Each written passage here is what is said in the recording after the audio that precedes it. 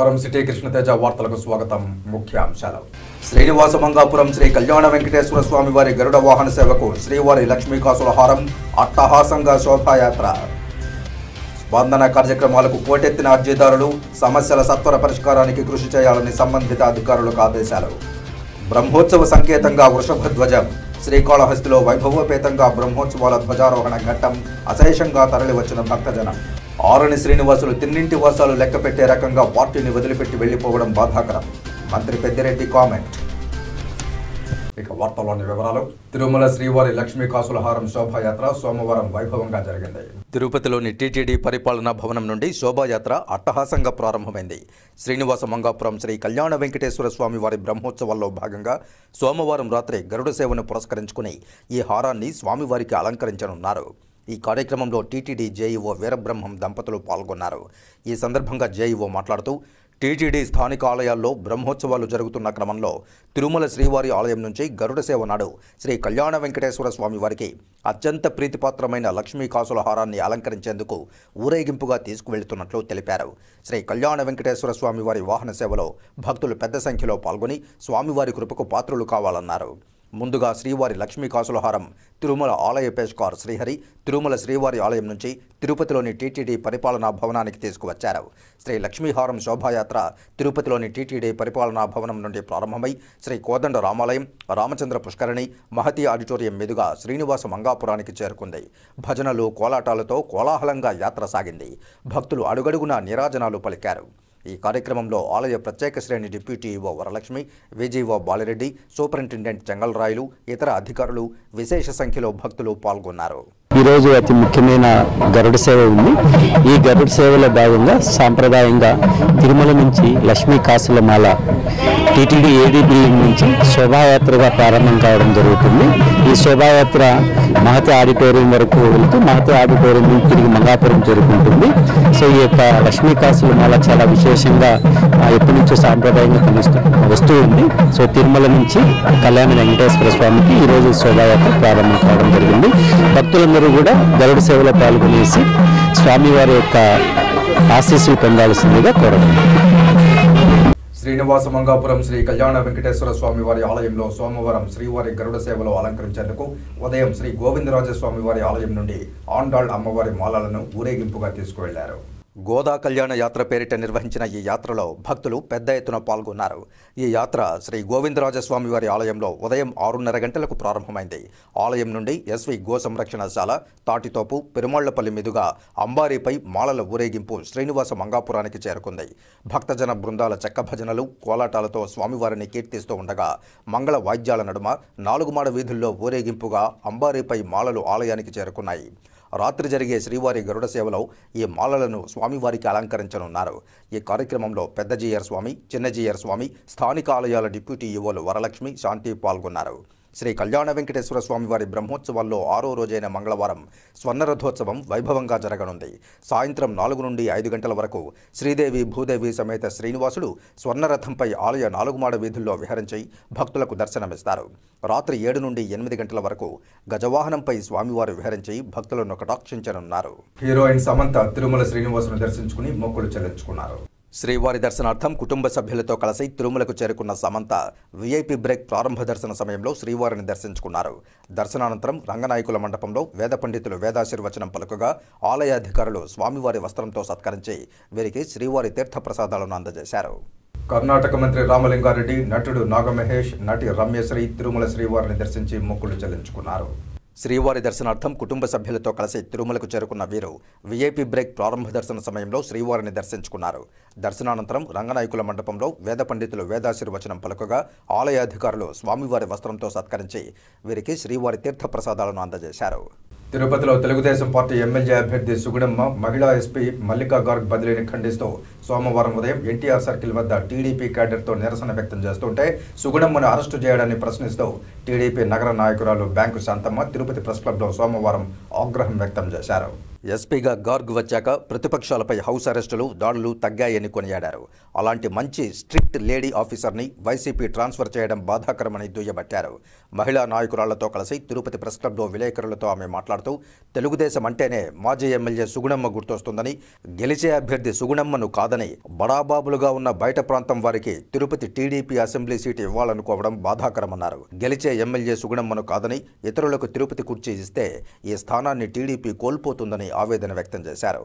ఏదో ధర్నాలు గిర్నాలు మేము బాగానే చేసుకుంటాం 15 రోజులు 20 రోజులుగా. ఇప్పుడు ఏమంటే ఆమె స్ట్రిక్ట్గా ఉంది, వీళ్ళకు పాపం పంట కింద రాయిలాగా ఉంది అని అనేసి ఆమెను తీసేశారనమాట. ఈ ఎస్పీ మాకొద్దు అని అనేసి ఈరోజు మేము ఈ ఎస్పీ మాకు కావాలి అని ధర్నా చేస్తే మా ఇన్ఛార్జ్ గారిని వెస్ట్ పోలీస్ స్టేషన్లో ఎత్తుకొని పోయి అరెస్ట్ చేశారనమాట. ఇది ఎక్కడ అన్యాయం? మీకు ఆడవాళ్ళ మీదనే మీ ప్రతాపం చూపిస్తారా?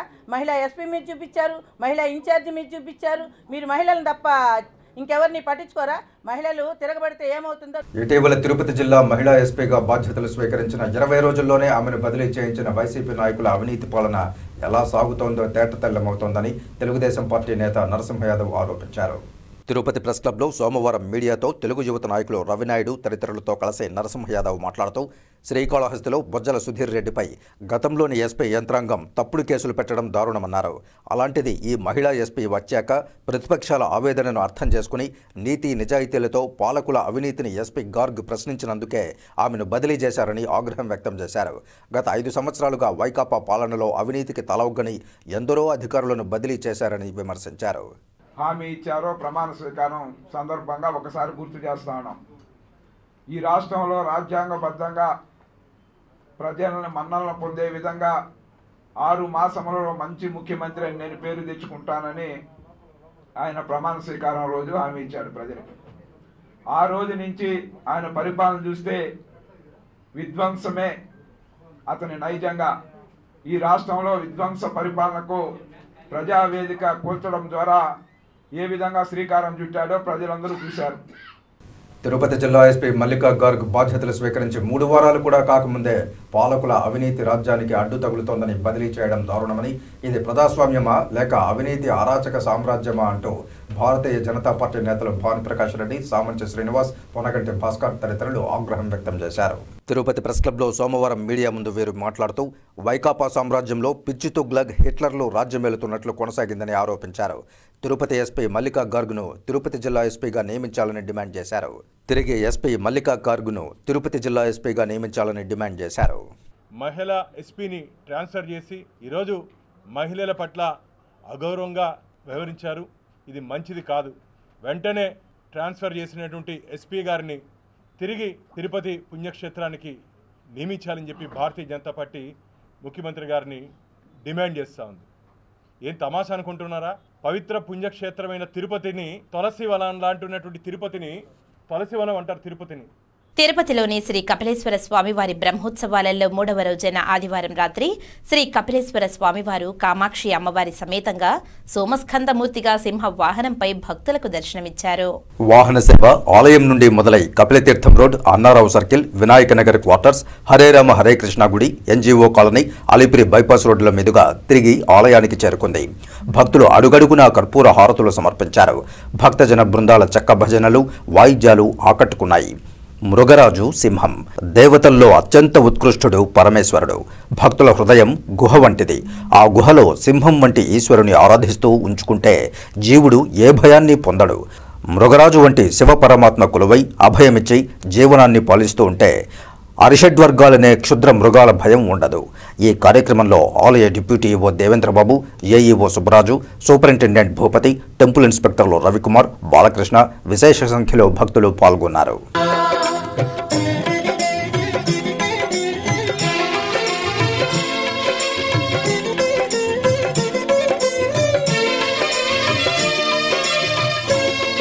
శ్రీనివాస మంగాపురంలోని శ్రీ కళ్యాణ వెంకటేశ్వర స్వామివారి బ్రహ్మోత్సవాలలో ఆదివారం రాత్రి శ్రీదేవి భూదేవి సమేత శ్రీనివాసుడు కాళీయ మర్ధనుని అలంకారంలో సర్వభూపాల వాహనంపై అభయమిచ్చారు. ఆదివారం రాత్రి 7 గంటలకు స్వామివారు 4 మాడ వీధుల్లో విహరించి భక్తులను కటాక్షించారు. వాహనం ముందు భక్తజన బృందాలు చెక్క భజనలు కోలాటాలతో స్వామివారిని కీర్తిస్తూ ఉండగా మంగళ వాయిద్యాల నడుమ స్వామివారి వాహన సేవ కోలాహలంగా సాగింది. భక్తులు అడుగడుగునా కర్పూర హారతులు సమర్పించి స్వామివారిని దర్శించుకున్నారు. వాహన సేవలో ఆలయ ప్రత్యేక శ్రేణి deputy EO Varalakshmi, VGO Balireddy, AEO Gopinath, Vaikhanasa Agama సలహాదారులు Mohana Rangacharyulu, superintendent Venkataswamy, temple inspector Kiran Kumar Reddy, ఆలయ అర్చకులు బాలాజీ రంగాచార్యులు పాల్గొన్నారు.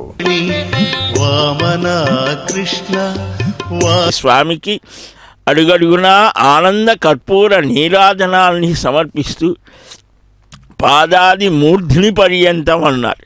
పాదాలు మొదలుకొని శిరస్సు కిరీటం వరకు కూడా మనం చక్కగా దర్శించాలి ఈ వెలుగులో. శ్రీకాళహస్తి దేవస్థానంకు విచ్చేసిన ఉప ముఖ్యమంత్రి కళత్తూరు నారాయణస్వామికి ఆలయ దక్షిణ గోపురం వద్ద ఆలయ వేద పండితులు మరియు ఈవో నాగేశ్వరరావు ఆలయ మర్యాదలతో సాదరంగా స్వాగతం పలికారు. అనంతరం నారాయణస్వామి ఆలయంలో 500 రూపాయల రాహుకేతు పూజలు నిర్వహించుకున్నారు. పూజల అనంతరం స్వామివారిని దర్శించుకున్నారు. దర్శనానంతరం గురుదక్షిణామూర్తి సన్నిధి వద్ద ఆలయ వేద పండితులు ఆశీర్వాదం అందించగా ఆలయ ఈవో నాగేశ్వరరావు స్వామి అమ్మవార్ల తీర్థ ప్రసాదాలు అందజేశారు. ఈ సందర్భంగా డిప్యూటీ సీఎం నారాయణస్వామి మాట్లాడుతూ మహాశివరాత్రి వేడుకలకు శ్రీకాళహస్తి దేవస్థానం సర్వాంగ సుందరంగా ముస్తాబైందని, భక్తులకు ఎక్కడా ఎటువంటి ఇబ్బందులు కలగకుండా ఆలయ అధికారులు పూర్తి పర్యవేక్షణ చేయాలని, ఆలయ వ్యవహారాల్లో రాజకీయ ఒత్తిళ్లు లేకుండా మహాశివరాత్రి బ్రహ్మోత్సవాలు నిర్వహించాలని ఆలయ అధికారులను కోరారు. రానున్న ఎన్నికల్లో ప్రజలకు ఏ పార్టీ సంక్షేమ పథకాలతో లబ్ధి చేకూరుస్తుందో ప్రజలు ఆ పార్టీనే ఆదరిస్తారన్నారు. చంద్రబాబు నాయుడు ఉమ్మడి పార్టీల ఎజెండాతో మరి బీజేపీతో పొత్తు కలుపుకోవడానికి సిద్ధమవుతున్నారని, అయితే ముఖ్యమంత్రి వైఎస్ జగన్మోహన్ రెడ్డి ఎవరితోనూ పొత్తులు లేకుండా ప్రజలతోనే పొత్తు పెట్టుకుని ప్రజా సంక్షేమమే లక్ష్యంగా మేనిఫెస్టోలో విడుదల చేస్తూ ప్రతి ఒక్కరూ ప్రార్థించే ఖురాన్, బైబిల్, భగవద్గీతలాగా మేనిఫెస్టోను రూపొందించి ప్రజల సంక్షేమమే ధ్యేయంగా ఎన్నికల్లో పోటీ చేయడానికి సిద్ధమవుతున్నారని తెలిపారు. కేంద్రం విషయానికి వస్తే ప్రజలు ఏ పార్టీ ద్వారా సంక్షేమ పథకాలతో లబ్ధి పొందారో ఆ పార్టీని ఆదరిస్తారన్నారు.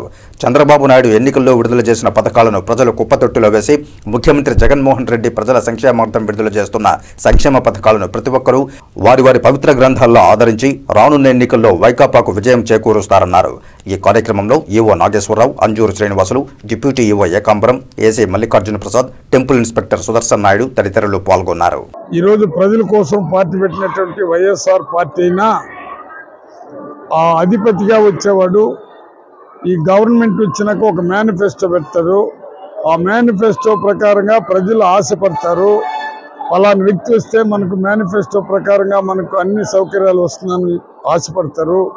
నాకు తెలిసి మేనిఫెస్టోని భగవద్గీతగా, బైబిల్గా, ఖురాన్గా తీసుకున్నటువంటి జగన్మోహన్ రెడ్డి నవరత్నాలు తీసుకొని ప్రతి కుటుంబానికి మంచి చేస్తున్నాడు.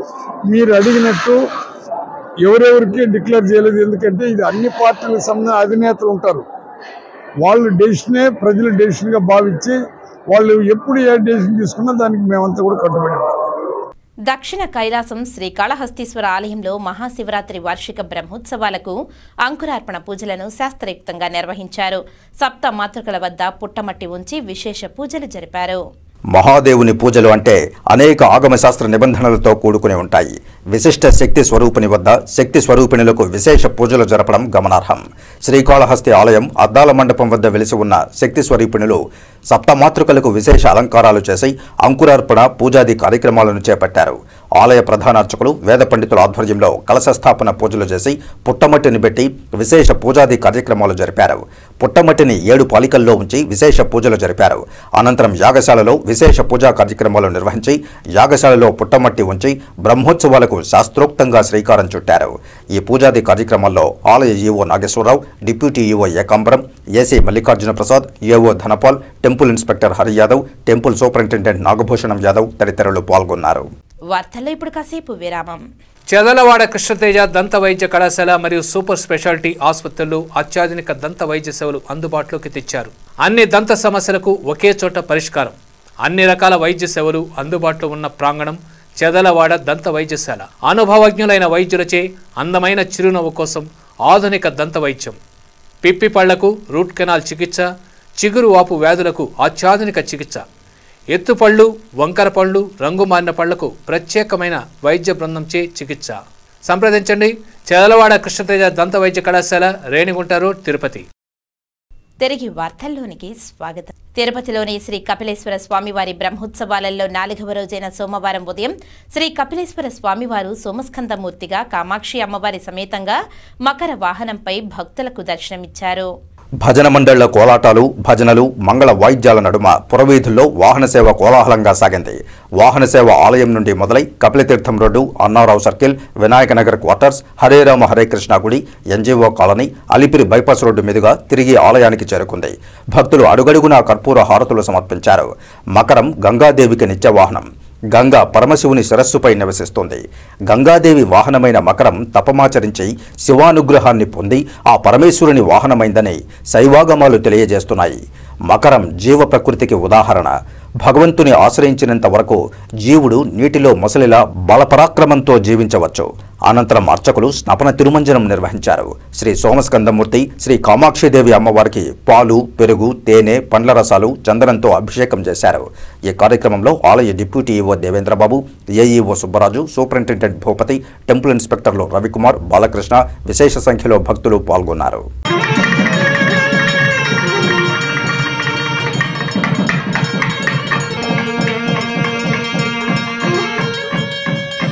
శ్రీనివాస మంగాపురంలోని శ్రీ కళ్యాణ వెంకటేశ్వర స్వామివారి బ్రహ్మోత్సవాలలో సోమవారం ఉదయం స్వామివారు మోహిని అలంకారంలో భక్తులకు దర్శన భాగ్యం కల్పించారు. ఉదయం 8 గంటలకు స్వామివారు 4 మాడ వీధుల్లో విహరించి భక్తులను కటాక్షించారు. వాహనం ముందు భక్తజన బృందాల చెక్క భజనలు, కోలాటాలతో స్వామివారిని కీర్తిస్తూ ఉండగా మంగళ వాయిద్యాల నడుమ స్వామివారి వాహన సేవ కోలాహలంగా సాగింది. భక్తులు అడుగడుగునా కర్పూర హారతులు సమర్పించి స్వామివారిని దర్శించుకున్నారు. వాహన సేవల్లో జేఈఓ వీరబ్రహ్మం, ఆలయ ప్రత్యేక శ్రేణి deputy EO Varalakshmi, AEO Gopinath, Vaikhanasa Agama సలహాదారులు మోహన రంగాచార్యులు, సూపరింటెండెంట్ వెంకటస్వామి, ఆలయ అర్చకులు బాలాజీ రంగాచార్యులు పాల్గొన్నారు. భవిష్యత్తులో అమరా హాస్పిటల్లో ప్రపంచ స్థాయి వైద్య సేవలు అందిస్తామని అమరాజా సంస్థల అధినేత గల్లా రామచంద్ర నాయుడు వెల్లడించారు. ఆదివారం రేణిగుంట కడప మార్గంలోని కరకంబాడి సమీపంలో ఉన్న అమరా ఆసుపత్రి 3వ వార్షికోత్సవ వేడుకల్లో ఆయన ప్రసంగించారు. సొంత జిల్లాలో పరిశ్రమలు అభివృద్ధి చేసి నిరుద్యోగ సమస్య పరిష్కరించాలని భావించామన్నారు. అందుకే తాము అమరరాజా సంస్థలను ఇక్కడే నెలకొల్పామన్నారు. తాను ప్రపంచ స్థాయిలో అన్ని దేశాలకు తమ సంస్థ ఉత్పత్తులు పంపుతున్నామని చెప్పారు. అమరా ఆసుపత్రి ఏర్పాటు చేసే సమయంలోనూ విశాఖపట్నం, హైదరాబాద్ నగరాల్లో ఆసుపత్రి ఏర్పాటు చేయాలని తమ కుటుంబంలో చర్చలు జరిగాయని వివరించారు. అయితే తిరుపతి సమీపంలో ఏర్పాటు చేసి వైద్య సేవలు అందిస్తే బాగుంటుందని సలహా ఇచ్చానన్నారు. తన ఆలోచనను అనుసరిస్తూ 3 ఏళ్ల క్రితం ఇక్కడ అమరా ఆసుపత్రిని ప్రారంభించామన్నారు. అనతి కాలంలోనే కార్పొరేట్ స్థాయి వైద్య సేవలను అందించడం అభినందనీయమన్నారు. మరో 10 ఏళ్లలో ప్రపంచ దేశాల్లో లభించే వైద్య సేవలు లభించే అవకాశం ఉందన్నారు. మాజీ మంత్రి గల్లా అరుణకుమారి మాట్లాడుతూ పరిశ్రమలతో పాటు వైద్య రంగంలోనూ తమ పిల్లలు ఏర్పాటు చేసిన ఆసుపత్రి సేవలు ఖండాంతరాల్లో పేరు గడించేలా డాక్టర్లు ప్రసాద్, రమాదేవి కృషి చేయడం అభినందనీయమన్నారు. మాతృభూమికి సేవ చేసేందుకే అమెరికా నుంచి ఇక్కడికి వచ్చామని డాక్టర్ గౌరినేని ప్రసాద్ తెలియజేశారు. అనంతరం చిన్నారుల నృత్య ప్రదర్శన అలరించింది. ఈ కార్యక్రమంలో ఆసుపత్రి సిబ్బంది పాల్గొన్నారు. ఆ పేషెంట్ ఉండకపోవచ్చు, రేడియాలజీ టెక్నీషియన్ ఇక్కడే ఉండాలా. మొదట్లో మెయిన్ ఇబ్బంది ఏమంటే పేషెంట్స్ ఉన్నా లేకపోయినా షిఫ్ట్స్లో పెట్టడం, జీతాలు ఇవ్వడం. కానీ ఇప్పుడు వస్తున్నారు పేషెంట్స్. వచ్చినప్పుడు మన ఒక పేషెంట్ వస్తే అప్పటికప్పుడు ట్యూబ్ పెట్టి అల్ట్రాసౌండ్ చేసి సెకండరీ ఇంజరీస్ ఏమన్నా చూసి అప్పటికప్పుడు వితిన్ 1 hour వాళ్ళ ఫ్రెండ్ ½ hourలో తీసుకొస్తే 1 hour లోపల సిటీ తీసి బ్లడ్ అవసరం అయితే అప్పటికప్పుడు బ్లడ్ తెప్పించి సర్జరీలో వితిన్ 2 hours సర్జరీకి పంపించగలిగాము. సో ఇవన్నీ చేయాలంటే అక్కడ కమ్యూనిటీ ఎఫర్ట్ కావాలి. టయానికి ఇక్కడికి తీసుకురావడానికి డాక్టర్స్ ఉండాలా, sisters, train sisters and technologist and doctors, paramedics కావాలా, ఓటీ స్టాఫ్ కావాలా, రేడియాలజీ టెక్నీషియన్స్ కావాలా. ఇంకా బ్లడ్ బ్యాంక్ మెయిన్ ప్రాబ్లమే అయ్యేది ఇప్పుడు వరకు. ఎందుకంటే అర్ధరాత్రిలో బ్లడ్ తీసుకురావాలంటే అది చాలా కష్టం. ఒక్కొక్కసారి 2-3 బ్యాంక్స్ తిరగాల్సి వస్తుంది మనకు కావాల్సిన బ్లడ్ కావాలని. అందుకే బ్లడ్ బ్యాంక్ ఎస్టాబ్లిష్ చేస్తున్నాము, ఎంఆర్ఐ ఎస్టాబ్లిష్ చేస్తున్నాం. ఈ లాస్ట్ 3 yearsలో proper patient care, especially emergency care చేయాలంటే ఏమేమి అవసరం స్లోగా ఒక్కొక్క గ్యాప్ ఫిల్ చేసుకుంటా ఉన్నాము. వాళ్ళకి మెట్రోపాలిటన్ ఏరియా అయితే బాగుంటుంది, చిన్న టౌన్ లైక్ తిరుపతి అయితే నాట్ వెరీ గుడ్ అని చెప్పి నేను I use to encourage them. Prasad ఎక్కువగా ఆయన ఇంట్రెస్ట్ వైజాగ్, బికాజ్ ఆయన వైజాగ్ స్టూడెంట్, ఎక్కువ టైం ఈ స్పెండ్ దేర్. రమానాథ్ పెద్దగా ప్రసాద్ ఎక్కడ పంచాయతీ అయితే అక్కడ పోదామని ఉన్నట్టుంది. దాని later on their also Vizag కన్నా కూడా హైదరాబాద్ అంటే అండ్ హైదరాబాద్ ట్రై చేశారు. అరుణ కూడా చాలా ట్రై చేసింది వైజాగ్లో కొంత ల్యాండ్, వైజాగ్లో కానీ హైదరాబాద్ కానీ ల్యాండ్ చూడాలని చెప్పి. అది చూస్తా ఉన్న టైంలో ప్రసాద్ ఇక్కడికి వచ్చి వెకేషన్లో వచ్చినప్పుడు ప్రాక్టీస్ అవన్నీ చిన్న చిన్న ఏరియాలో మొదలుపెట్టి ఎక్కడో చేశాం కదా, ఆ మధ్య హాస్పిటల్ మాత్రం ఎందుకు చేయకూడదని చెప్పి ఈ సైడ్ ఎక్కడో ఎందుకు పోయేది, మనం వైడాంటి హ్యాసం ఏరియా అని మొదట్లో ఎంకరేజ్ ఏం లేదంటే తిరుపతి ఈ can have close to the Vellore అని చెప్పి. ఎందుకంటే Vellore hospital can be more ఏదైనా కూడా కొంచెం ఇంటరాక్షన్ సపోర్ట్స్ చాలా కావాలి. తిరుపతిలో ఏం లేదు ఎక్సెప్ట్ స్విమ్స్ ఉండే, కానీ అంత ఇదిగా రెఫరెన్స్ హాస్పిటల్గా ఎదగలేదు. స్పందన అర్జీలను అత్యంత ప్రాధాన్యతతో సకాలంలో పరిష్కరించాలని అధికారులకు ఆదేశాలు జారీ చేశారు collector G Lakshmisha. Tirupati collectorate స్పందన కార్యక్రమంలో వచ్చిన అర్జీలను అత్యంత ప్రాధాన్యతతో సకాలంలో అర్థవంతంగా పరిష్కారం చూపాలని తిరుపతి జిల్లా కలెక్టర్ జి లక్ష్మీశ అధికారులను ఆదేశించారు. ప్రజల సమస్యలను త్వరితగతిన పరిష్కరించాలని రాష్ట్ర ప్రభుత్వం ప్రతిష్టాత్మకంగా తీసుకుని స్పందన కార్యక్రమం ఏర్పాటు చేసింది. ఈ క్రమంలో ప్రతి సోమవారం స్పందన కార్యక్రమాన్ని నిర్వహిస్తూ వస్తున్నారు. తిరుపతి కలెక్టరేట్లో ఏర్పాటు చేసిన స్పందన గ్రీవెన్స్లో స్పెషల్ డిప్యూటీ కలెక్టర్లు Murali, Bhaskar Naidu, Chandrasekhar Reddy, land protection cell Rammohan, KRRC SDC Devendra రెడ్డిలు ప్రజల నుండి అర్జీలు, వినతులు స్వీకరించారు. ఈ సందర్భంగా జిల్లా కలెక్టర్ లక్ష్మీశ జిల్లా అధికారులందరూ సదరు అర్జీలపై ప్రత్యేక దృష్టి సారించి వేగవంతంగా పరిష్కరించాలని స్పందనకు హాజరైన వివిధ శాఖలకు సంబంధించిన జిల్లా అధికారులను ఆదేశించారు. అన్నమయ్య జిల్లా సురభి ఫారెస్ట్ బీట్ పరిధిలో 28 ఎర్రచందనం దుంగలతో పాటు Tata mega excel luggage van, motor సైకిల్ను టాస్క్ ఫోర్స్ పోలీసులు స్వాధీనం చేసుకున్నారు. దీనికి సంబంధించిన 2 స్మగ్లర్లను అరెస్టు చేయగా పరారీలో ఉన్న మరొకరి కోసం గాలిస్తున్నారు. టాస్క్ ఫోర్స్ ఎస్పీ శ్రీనివాస్ ఆదేశాల మేరకు డీఎస్పీ చెంచుబాబు ఆధ్వర్యంలో railway Koduru sub division RI కృపానందకు చెందిన ఆర్ఎస్ఐ రాఘవేంద్ర టీం ఆదివారం అన్నమయ్య జిల్లా గాలివీడు మండలం గువ్వల చెరువు సెక్షన్ కూంబింగ్ చేపట్టారు. సోమవారం తెల్లవారుజామున సురభి ఫారెస్ట్ బీటు పరిధిలోని హిందూకూర్ వాండ్లపల్లి తూముకుంట మెయిన్ రోడ్డుపై వాహనాలు తనిఖీలు చేపట్టారు. ఆ సమయంలో అక్కడకు చేరుకున్న లగేజీ వాహనం టాస్క్ ఫోర్స్ సిబ్బందిని చూడగానే వాహనాన్ని తిప్పుకొని వెళ్లే ప్రయత్నం చేశారు. అయితే టాస్క్ ఫోర్స్ పోలీసులు వెంటపడటంతో వాహనాన్ని వదిలి పారిపోతుండగా వారిలో 2 పట్టుకున్నారు. వారు గాలివీడు మండలానికి చెందిన 33 సంవత్సరాల పచ్చిపాల యోగేశ్వర్ నాయుడు, 20 సంవత్సరాల ఇర్రి పెద్దనాయుడు గాలుగా గుర్తించారు. మరో వ్యక్తి పారిపోగా అతని కోసం గాలిస్తున్నారు. వాహనంలోని 28 ఎర్రచందనం దుంగలను, మోటార్ సైకిల్ను స్వాధీనం చేసుకున్నారు. ఈ కేసును తిరుపతి టాస్క్ ఫోర్స్ పోలీస్ స్టేషన్లో నమోదు చేశారు. కేసును సిఐ శ్రీనివాసులు దర్యాప్తు చేస్తున్నారు. మహాశివరాత్రి ఉత్సవాలలో భాగంగా సోమవారం గ్రామోత్సవం వైభవంగా నిర్వహించారు. వెండి అంబారిపై మహాదేవుణ్ణి దర్శించుకుని భక్తులు భక్తి ప్రపత్తులతో ప్రణమిల్లారు. ధ్వజారోహణం ముందు స్వామి అమ్మవార్ల గ్రామోత్సవం శ్రీకాళహస్తి పురవీధుల్లో చేపట్టారు. స్వామి అమ్మవార్ల ఉత్సవ మూర్తులకు విశేష అలంకారాలు చేసి మేళ తాళాలతో ఊరేగింపుగా తీసుకువచ్చి స్వామి అమ్మవార్లను వెండి అంబారీలో ఉంచారు. పురవీధుల్లో మేళతాళాలు, కోరాటాల భజనల నడుమ గ్రామోత్సవం వైభవంగా సాగింది. భక్తులు వెండి అంబారీపై స్వామివారిని దర్శించుకుని కర్పూర నీరాజనాలు పట్టి మొక్కులు చెల్లించారు. ఈ కార్యక్రమంలో ఆలయ EO Nageswara Rao, AC Mallikarjun Prasad, deputy ఓ Ekambaram, temple inspector Hari Yadav, temple superintendent Nagabhushanam Yadav, ఆలయ అధికారులు పాల్గొన్నారు. చిత్తూరు ఎమ్మెల్యే ఆరణి శ్రీనివాసులు జనసేన పార్టీలోకి చేరుతున్న విషయంపై మంత్రి పెద్దిరెడ్డి రామచంద్రారెడ్డి స్పందించారు. సోమవారం ఆయన చిత్తూరులో మీడియాతో మాట్లాడారు. ఆరణి శ్రీనివాసులు తెల్లంటి వాసాలు లెక్కవేసే రకం పార్టీకి మోసం చేసి వెళ్లిపోవడం చాలా దురదృష్టకరమని వాపోయారు. జనసేన పార్టీకి వెళ్లారని తెలియడంతో పార్టీ అధిష్టానం శ్రీనివాసులను సస్పెండ్ చేయడం జరిగిందని తెలిపారు. అవసరమైతే ఎమ్మెల్యే పదవిపై అనర్హత వేటు వేస్తామని మీడియాకు తెలిపారు. జనసేన పార్టీలో చేరుతారని చెప్పి నాకు కూడా నిన్ననే తెలిసింది. ఫోటోలంతా కూడా చూడడం జరిగింది.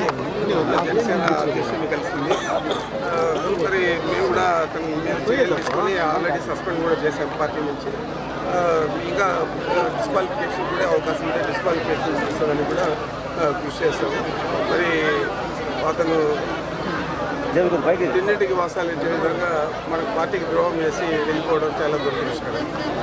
జగనన్న కార్పెంటర్స్ ఎస్టేట్లో సౌకర్యాలు ఏర్పాటు చేసేందుకు పూర్తి సహాయ సహకారాలు అందిస్తామని రాష్ట్ర అటవీ, విద్యుత్, పర్యావరణ, శాస్త్ర సాంకేతిక, భూగర్భ వనరుల శాఖ మంత్రి డాక్టర్ పెద్దిరెడ్డి రామచంద్రారెడ్డి పేర్కొన్నారు. సోమవారం మంత్రి చిత్తూరు జిల్లా పర్యటనలో భాగంగా చిత్తూరు తిరుపతి బైపాస్ రోడ్డులో కార్పెంటర్లకు 3 ఎకరాల్లో కేటాయించిన జగనన్న కార్పెంటర్స్ ఎస్టేట్కు మంత్రి ప్రారంభోత్సవం చేశారు. ఈ సందర్భంగా మంత్రి మాట్లాడుతూ కార్పెంటర్లకు కేటాయించిన ఈ స్థలంలో వర్క్షాపులు ఏర్పాటు చేసుకుని అభివృద్ధి చెందాలని, ఈ ఎస్టేట్లో సౌకర్యాల ఏర్పాటుకు పూర్తి సహాయ సహకారాలు అందిస్తామని తెలిపారు.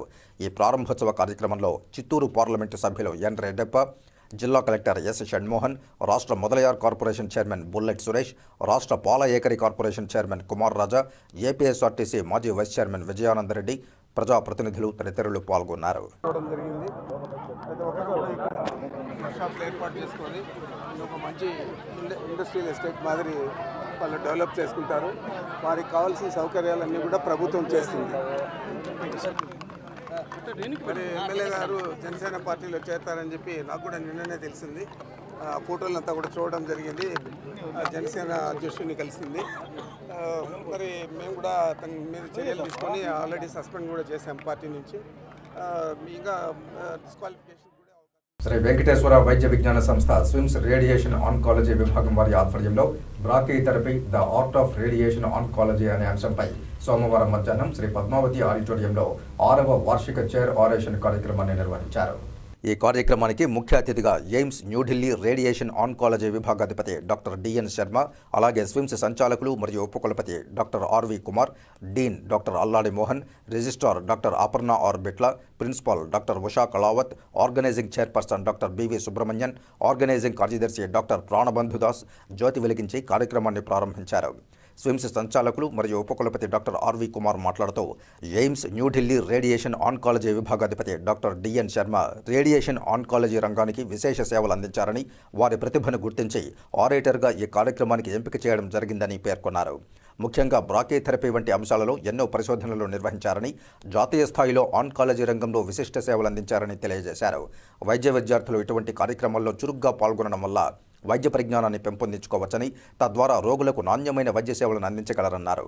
ముఖ్య అతిథిగా ఎయిమ్స్ న్యూఢిల్లీ రేడియేషన్ ఆన్కాలజీ విభాగాధిపతి డాక్టర్ డిఎన్ శర్మ మాట్లాడుతూ క్యాన్సర్ ట్రీట్మెంట్, బ్రాకీథెరపీ గురించి వివరిస్తూ ఇంప్లాంట్స్ను ఉపయోగించడం వల్ల బాహ్యంగా పంపిణీ చేయబడిన సాంప్రదాయిక రేడియేషన్ చికిత్సలతో సాధ్యమయ్యేదానికంటే పరిమిత ప్రాంతంలో ఎక్కువ మోతాదుల్లో రేడియేషన్ను అనుమతిస్తుందని, బ్రాకీథెరపీలో సూది లేదా క్యాథెటర్ను ఉపయోగించి శరీరంలోని కణితిపై నేరుగా లేదా సమీపంలో రేడియోధార్మిక పదార్థాన్ని ఉంచడానికి ఉపయోగిస్తారని తెలిపారు. పలు అంశాలను పవర్ పాయింట్ ప్రజెంటేషన్ ద్వారా వివరించారు.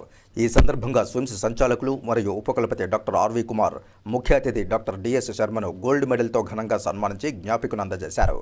ఈ కార్యక్రమంలో doctor Narendra, doctor Srinivas, doctor Manilal, doctor Bhargavi, doctor Nagesh, radiation, surgical, medical oncology వైద్యులు, స్విమ్స్ సిబ్బంది, విద్యార్థులు పాల్గొన్నారు. మామూలుగా ఇచ్చే రేడియేషన్ని ఎక్స్టర్నల్ బీమ్ రేడియేషన్ అంటారు. దాంట్లో కణితికే కాకుండా చుట్టుపక్కల ఉన్న అవయవాలకు కూడా ఈ రేడియేషన్ సోకడం వలన కొన్ని తీవ్రమైనటువంటి సైడ్ ఎఫెక్ట్స్ వచ్చేటువంటి ఛాన్స్ ఉంటుంది.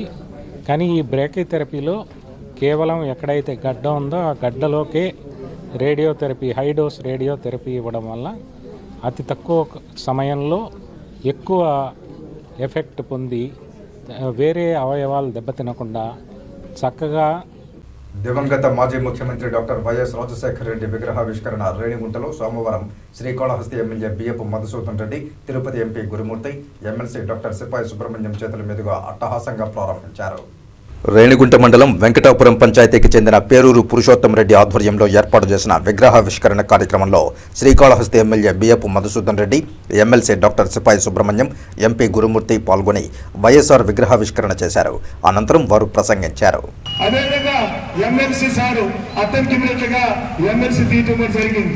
బీసీలకే న్యాయం జరిగిన ఏకైక పార్టీ అది కుప్పలో ఎమ్మెల్సీ ఇచ్చిన, కారాసలో ఎమ్మెల్సీ ఇచ్చిన అది వైఎస్ఆర్ పార్టీ అని చెప్పి ఈరోజు తెలియజేస్తున్నాం.